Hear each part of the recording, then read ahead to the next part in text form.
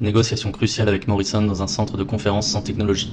Marcus révèle sa compétence inutile, mémoire photographique des chiffres et calcul mental ultra rapide. Quand Morrison submerge l'équipe de données économiques prouvant l'impossibilité de l'autonomie, Marcus recalcule tout mentalement et découvre que Morrison truque les chiffres. L'autonomie coûterait en réalité 40% de moins au gouvernement. Confronté à ces mensonges, Morrison perd sa crédibilité et accepte finalement de négocier un vrai accord d'autonomie. Épisode 6. Bonne écoute. Le soleil de septembre filtre à travers les feuillages dorés qui surplombent le village autonome. 6 mois ont passé depuis les négociations victorieuses menées par Marcus, et la transformation est saisissante. Ce qui n'était qu'un campement de fortune ressemble maintenant à une véritable communauté organisée. Des maisons en bois construites par les habitants eux-mêmes s'alignent le long d'allées soigneusement tracées. Le bourdonnement constant des générateurs solaires artisanaux de Robert ponctue la matinée, tandis que le jardin potager du Dr Reeves déborde de légumes d'automne. 300 personnes vivent désormais ici, attirées par la promesse d'une vie libre et autonome. Les enfants courent entre les bâtiments, leur rire résonnant avec une spontanéité qu'on n'entendait plus dans les anciens quartiers optimisés. Théo, maintenant âgé de 13 ans, aide sa mère Catherine à l'inventaire hebdomadaire des provisions communautaires. Catherine Dubois observe méthodiquement les étagères de leur entrepôt principal, ses yeux scrutant chaque détail avec la précision d'un scanner. 45 ans, ancienne responsable logistique dans une grande entreprise avant la relocalisation, elle a développé au fil des années une capacité d'observation qui frôle l'instinct.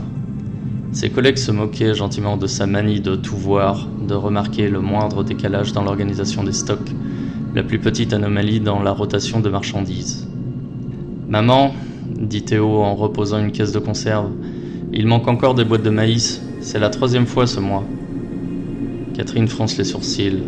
Ses doigts tapotent contre le registre papier où elle note méticuleusement chaque entrée et sortie.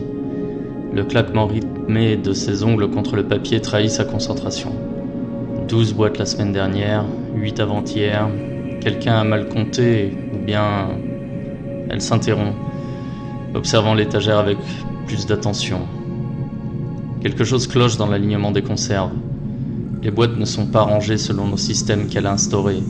Étiquette face à l'extérieur, date de péremption visible, rotation parfaite des stocks. Quelqu'un a fouillé ici, et pas forcément quelqu'un qui connaît leur méthode d'organisation. Théo, qui a accès à cet entrepôt?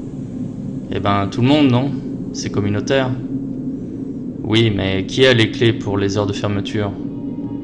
Théo réfléchit, comptant sur ses doigts. Toi, papa Thomas, Marcus, Elena et Manon, depuis qu'elle fait partie du conseil des jeunes. Catherine se fige. Manon, 17 ans maintenant, l'adolescente qui ne savait pas marcher sans GPS lors de leur arrivée. Elle a grandi ici, a pris les compétences de base, semblait parfaitement intégrée, mais depuis quelques semaines, Catherine a remarqué chez elle des changements subtils. Sa façon de se tenir, ses expressions, certains gestes qu'elle n'avait pas avant. Dans la cour principale du village, les voix s'élèvent autour de l'assemblée matinale. Thomas, maintenant reconnu comme le guide naturel de la communauté, préside la réunion quotidienne où chacun partage ses observations, ses préoccupations et ses propositions d'amélioration. L'atelier de Jean a encore eu des problèmes électriques cette nuit, annonce Kevin, maintenant âgé de 18 ans et devenu l'apprenti électronicien de Robert. 3e panne en 2 semaines, ça commence à faire beaucoup. Robert, penché sur ses circuits, lève la tête. C'est étrange, mes systèmes sont conçus pour être robustes. Ces pannes, elles semblent presque intentionnelles. Un murmure parcourt l'assemblée. Sarah, qui affine quotidiennement son oreille au service de la sécurité collective, ajoute « J'ai aussi remarqué des bruits nocturnes inhabituels, des pas, des chuchotements. Quelqu'un se déplace la nuit dans des zones normalement désertes. » Thomas acquiesce avec gravité. « Nous devons rester vigilants. Notre autonomie dérange encore certaines personnes à l'extérieur. » C'est alors que Manon prend la parole. Elle se lève avec l'assurance nouvelle d'une jeune femme qui a trouvé sa voie. Ses cheveux sont soigneusement coiffés, ses vêtements impeccables contrastant avec le style plus décontracté adopté par la plupart des habitants. « Avec tout le respect que je vous dois, Thomas, dit-elle d'une voix claire qui porte dans toute l'assemblée, je pense qu'on se complique la vie pour rien. » Un silence surpris accueille cette déclaration. Manon continue, ses gestes mesurés et son débit soigné révélant une préparation certaine. « Regardez-nous, On passe nos journées à bricoler des machines qui tombent en panne, à cultiver des légumes moins beaux que ceux des supermarchés, à apprendre des techniques que nos grands-parents avaient abandonnées pour de bonnes raisons. Pierre, l'ancien professeur d'histoire, se redresse. Manon, ces techniques nous ont rendu notre liberté, l'interrompt l'adolescente avec une passion grandissante. La liberté de vivre comme au Moyen-Âge ? De se priver de tout le progrès que l'humanité a accompli ? Mes amis d'avant ont des appartements confortables, des voitures qui marchent, des téléphones qui fonctionnent. Kevin, perplexe, intervient. Manon, tu étais avec nous depuis le début. Tu as vu ce que le progrès nous coûtait en liberté. J'étais une enfant, je ne comprenais pas. Maintenant, je vois qu'on peut avoir le meilleur des deux mondes, la technologie et l'autonomie. Il suffit de négocier intelligemment. Catherine, qui écoutait depuis l'entrée de l'assemblée, observe attentivement Manon. Quelque chose dans sa posture, dans ses expressions, ne colle pas avec la personnalité qu'elle lui connaît. L'adolescente évite certains regards, touche machinalement son poignet gauche et a adopté un vocabulaire plus sophistiqué qu'à l'habitude. Marcus prend la parole avec la patience qu'il a développée en enseignant le calcul mental aux enfants. Manon, tu sais aussi bien que nous que Morrison n'acceptera jamais une négociation. Il veut notre retour inconditionnel. Comment le sais-tu ? Réplique Manon avec une vivacité qui surprend. Tu as essayé récemment ? Les choses changent, les gens évoluent. Peut-être que Morrison a compris qu'une coopération était plus profitable qu'un affrontement. Elena, toujours fine analyste des comportements humains, fronce les sourcils. Manon, d'où te viennent ces certitudes ? L'adolescente hésite. Une fraction de seconde, un micro blanc que Catherine remarque immédiatement. De la logique, de l'observation. Je vois juste qu'on pourrait vivre mieux. Thomas clôt l'assemblée avec diplomatie. Nous reparlerons de tout cela. Pour l'instant, concentre-nous sur les problèmes techniques. Robert, Kevin, pouvez-vous enquêter sur ces pannes ? Pendant que l'assemblée se disperse, Catherine s'approche discrètement de sa zone d'observation privilégiée, un banc situé près de la fontaine centrale, d'où elle peut voir la plupart des mouvements du village sans être remarquée. Ses années de gestion logistique lui ont appris que les anomalies se révèlent souvent dans les détails, dans les patterns qui sortent de l'ordinaire. Elle s'installe avec un ouvrage de couture, activité parfaite pour observer tout en ayant l'air occupé. Le bruit régulier de ses ciseaux contre les tissus l'aide à se concentrer. Depuis sa position, elle peut surveiller les allées et venues, noter les interactions, repérer les comportements inhabituels. Manon traverse la place, se dirigeant vers la lisière du village. Catherine remarque immédiatement plusieurs détails troublants. La démarche de l'adolescente est plus assurée qu'avant, presque militaire. Elle vérifie discrètement quelque chose au niveau de son poignet, un geste qu'elle répète toutes les quelques minutes. Et surtout, elle évite soigneusement de croiser le regard des anciens comme Thomas, Marcus ou Pierre. Intriguée, Catherine décide de la suivre discrètement. Elle range son ouvrage et emprunte un chemin parallèle, utilisant sa connaissance parfaite du village pour rester invisible. Ses pas feutrés sur les feuilles mortes ne produisent qu'un bruissement minimal, et elle veille à maintenir une distance suffisante pour ne pas être repérée. Manon s'arrête près de l'ancien poste d'observation, une petite colline surmontée d'un arbre mort qui offre une vue panoramique sur les environs. L'adolescente sort quelque chose de sa poche, un objet qu'elle dissimule dans sa main. Catherine plisse les yeux, tentant de distinguer ce dont il s'agit. C'est alors qu'elle le voit, un reflet métallique, la lueur caractéristique d'un écran. Manon tient un téléphone, dans un village où toute technologie de communication externe a été volontairement abandonnée. C'est une anomalie majeure. Catherine se rapproche encore, profitant de la concentration de Manon sur son appareil. Elle entend des fragments de conversation à voix basse. « Oui, c'est prévu pour jeudi. Les pannes fonctionnent comme prévu. Il commence à douter. Non, il ne soupçonne rien. » Le sang de Catherine se glace. Manon n'est pas en train de parler à une amie d'avant. Elle coordonne quelque chose qui implique les pannes mystérieuses, les sabotages, les dysfonctionnements qui minent progressivement la confiance de la communauté. L'adolescente termine sa conversation et glisse rapidement le téléphone dans une poche intérieure de sa veste. Puis elle descend de la colline, reprenant son expression innocente habituelle. Catherine reste cachée quelques minutes supplémentaires, réfléchissant intensément à ce qu'elle vient de découvrir. Manon travaille manifestement avec quelqu'un de l'extérieur. Ses critiques du mode de vie autonome, ses plaidoyers pour un retour à la négociation, tout prend soudain un sens différent. Ce n'est pas une crise d'adolescence ou une nostalgie du confort, c'est une manipulation organisée. De retour au village, Catherine croise Lucie qui aide le Dr Reeves à trier ses plantes médicinales. La jeune femme de 26 ans a beaucoup évolué depuis leur arrivée. Son histoire d'amour avec Antoine, libérée des algorithmes d'appareillement, l'a épanouie et elle a développé un intérêt croissant pour l'observation de la nature. « Lucie, » dit Catherine en s'approchant, « tu as remarqué quelque chose d'inhabituel chez Manon ces derniers temps ?» Lucie lève la tête de ses feuilles de menthe sauvage. « Maintenant que tu le dis, oui. Elle pose beaucoup de questions sur nos stocks, nos systèmes de sécurité, nos points faibles. Je pensais que c'était de la curiosité. » Quel genre de questions ? Où on range les outils sensibles, qui a accès au générateur, quelles sont nos procédures d'urgence. Et hier, elle m'a demandé si on avait un plan d'évacuation en cas d'attaque. Catherine sent son inquiétude grandir. Elle t'a demandé ça comment ? Comme si c'était naturel, au cas où Morrison reviendrait, elle a dit. Mais maintenant que j'y repense, pourquoi quelqu'un qui milite pour un retour à la négociation s'inquiéterait-il d'une attaque ? La logique est implacable. Catherine remercie Lucie et continue ses observations.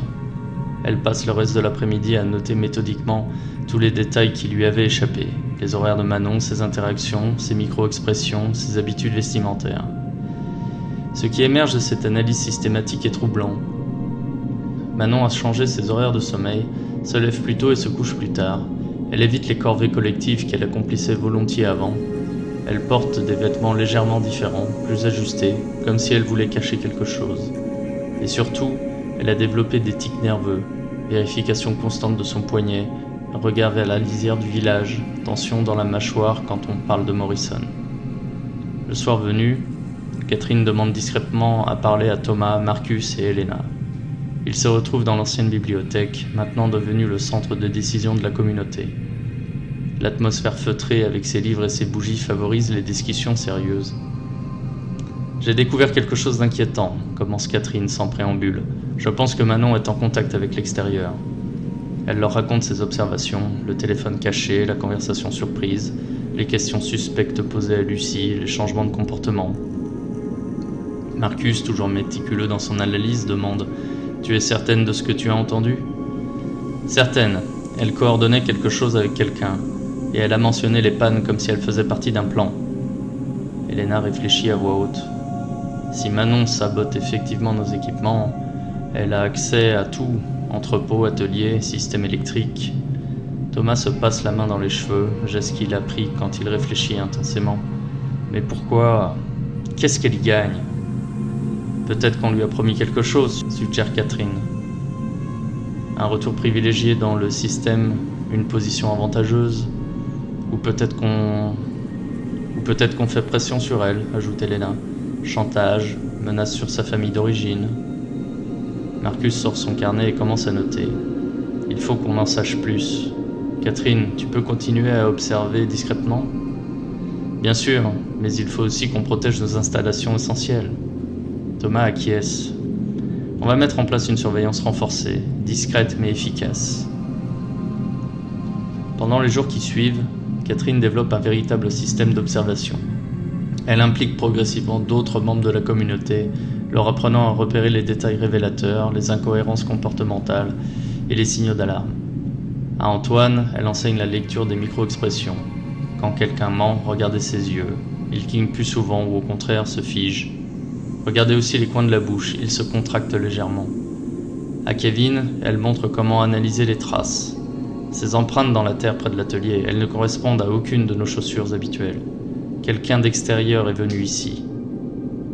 À Sarah, déjà experte en écoute, elle apprend l'observation sonore. Les pas de Manon ont changé, plus lourds, plus réguliers, comme si elle portait quelque chose ou comme si elle marchait différemment volontairement. Progressivement, un réseau d'observation se met en place. Chaque membre développe ses compétences spécifiques et tous alimentent Catherine en informations.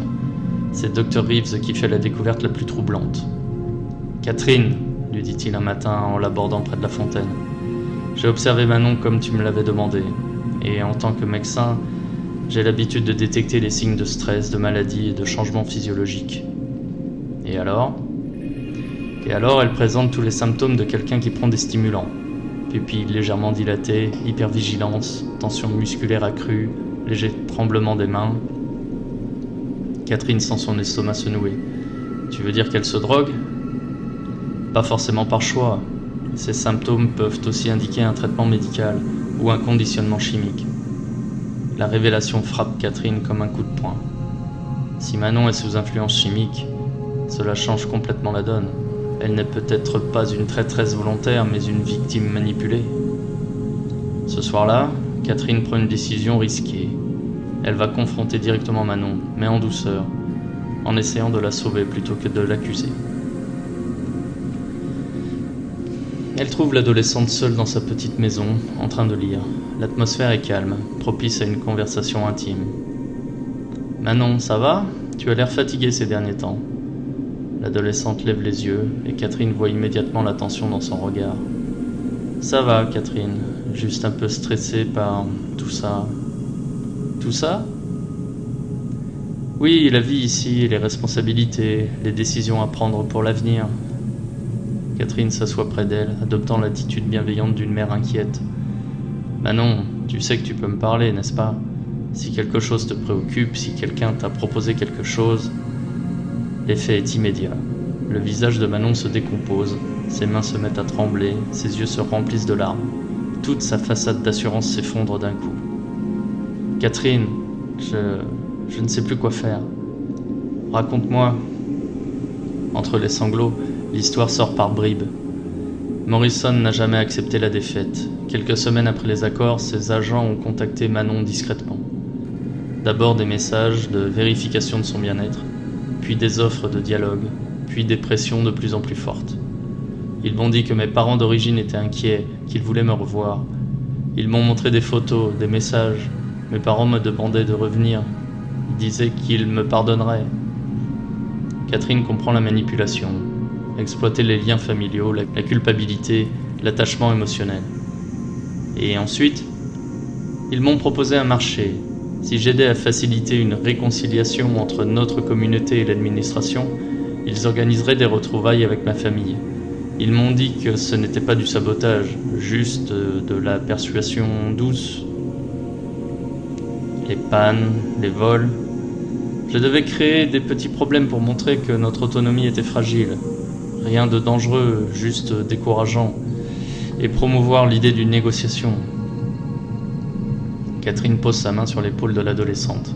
« Manon, ils te manipulent. Tes parents, tu es sûre que c'était vraiment eux ?» Manon sort son téléphone caché avec des gestes tremblants. Elle montre les messages, les photos. Catherine, avec son œil exercé, repère immédiatement les incohérences. Angle de photos suspectes, messages trop parfaits, détails qui ne collent pas. Manon, ces photos sont retouchées. Ces messages, regarde les métadonnées, les heures d'envoi, tout ça a été fabriqué. L'adolescente s'effondre complètement.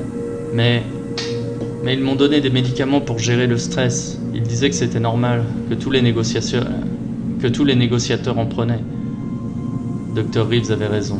Conditionnement chimique pour rendre Manon plus malléable, plus susceptible d'obéir aux instructions, moins capable de penser clairement. Catherine serre Manon dans ses bras. « Ma chérie, tu es une victime, pas une coupable. On va t'aider. » Le lendemain, une assemblée extraordinaire est convoquée. Manon, soutenue par Catherine et Dr Reeves, raconte toute l'histoire devant la communauté rassemblée. L'émotion est palpable. Colère contre Morrison, compassion pour Manon, détermination à protéger leur autonomie. Thomas prend la parole avec gravité. « Mes amis, cette tentative de déstabilisation nous apprend quelque chose d'important. Morrison n'a pas renoncé. Il utilise nos propres membres contre nous, exploite nos sentiments familiaux, notre nostalgie du passé. » Marcus ajoute, « Mais il a sous-estimé quelque chose. Il a sous-estimé notre capacité à observer, à analyser, à détecter les manipulations. » Pierre acquiesce. L'histoire nous enseigne que les ennemis de la liberté changent de tactique quand la force échoue. Infiltration, corruption, division interne. Il faut rester vigilant. Sarah prend la parole à son tour. Catherine nous a montré que nos sens, notre intuition, notre capacité d'observation valent mieux que tous les systèmes de surveillance électronique. Elena conclut. Nous devons enseigner ces compétences d'observation à tous, faire de chaque membre de notre communauté un gardien de notre liberté. Les semaines qui suivent voient naître un véritable programme d'éducation à la vigilance. Catherine devient l'instructrice principale, enseignant à tous les volontaires l'art de l'observation critique. Aux enfants, elle apprend à repérer les détails inhabituels. Quand quelque chose ne ressemble pas à ce que vous connaissez, posez-vous des questions. Pourquoi cette personne marche-t-elle différemment? Pourquoi cet objet n'est-il pas à sa place habituelle? Aux adultes, elle enseigne l'analyse comportementale. Chaque personne a ses habitudes, ses tics, sa façon de bouger. Quand ces patterns changent brusquement, il faut s'interroger. Aux anciens, elle montre comment transmettre leur expérience. Vous avez vécu dans l'ancien monde, vous savez reconnaître les signes de manipulation. Partagez cette sagesse. Progressivement, toute la communauté développe une forme de vigilance collective. Non pas de la paranoïa ou de la méfiance, mais une attention bienveillante aux détails, une capacité collective à détecter les anomalies. Manon, progressivement sevrée des substances que Morrison lui avait données, retrouve sa personnalité authentique. Elle devient l'une des observatrices les plus efficaces, son expérience de la manipulation lui permettant de repérer les tentatives similaires. « Comment ai-je pu être aussi aveugle ?» demande-t-elle un jour à Catherine. « Tu n'étais pas aveugle, tu étais conditionné. Ils ont exploité tes émotions légitimes, tes besoins naturels. Ce n'est pas de la faiblesse, c'est humain. Et maintenant, tu es immunisé. Tu sais reconnaître les signes et tu peux aider les autres à s'en protéger. » 6 mois plus tard, la communauté autonome a non seulement survécu à la tentative d'infiltration, mais en est sortie renforcée. Le réseau d'observation mis en place par Catherine détecte et neutralise régulièrement de nouvelles tentatives de manipulation. Morrison essaie encore de temps en temps faux réfugiés, agents provocateurs, campagnes de désinformation. Mais chaque tentative échoue face à la vigilance collective développée par la communauté. L'œil qui voit, l'oreille qui entend, la main qui se souvient, la mémoire qui calcule, toutes ces compétences humaines redécouvertes forment maintenant un système de défense naturel, humain et inviolable. Et Catherine, l'ancienne responsable logistique, qui remarquait toujours quand une boîte de conserve était mal rangée, est devenue la gardienne silencieuse de leur liberté. Parce que parfois, sauver le monde commence par remarquer qu'une étiquette n'est pas dans le bon sens.